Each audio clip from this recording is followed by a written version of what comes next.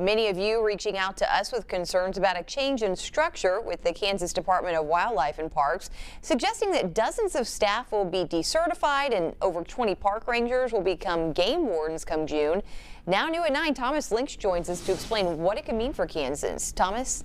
That's right, Rachel. This shift is causing a big reaction, with many defining it as a public safety issue. With less people law enforcement certified, it makes it more dangerous for park goers and causes a delayed response to incidents.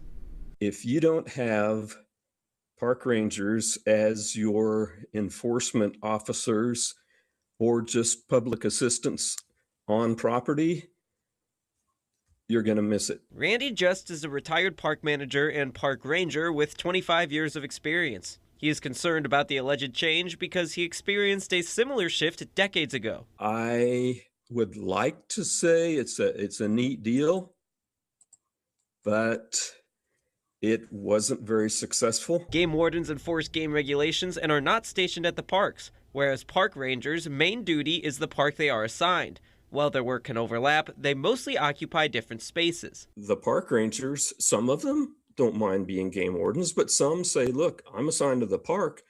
My role is here. And decertifying supervisors, managers, and other staff can pose a safety risk. If somebody is having a domestic disturbance in a campground and you don't have a game warden there, or you don't have somebody with law enforcement certification there, you call the nearest deputy or nearest police officer or whoever. This potential reorganization was made known to State Representative Brad Barrett, who voiced his concern on Facebook. It's critical that we have that law enforcement presence from the managers because they're the ones that are there every day. They know the land. Barrett says since he posted, he's been contacted by multiple wildlife and parks employees reaching out anonymously, confirming this is happening. The culture that's going on with this is concerning, and then just taking away that commission from those officers is just, it's not safe. And he thinks following through with this would be a big mistake. From my experience as a public lands manager, there are not enough game wardens to cover the state of Kansas, especially when it comes to our public lands and our state parks.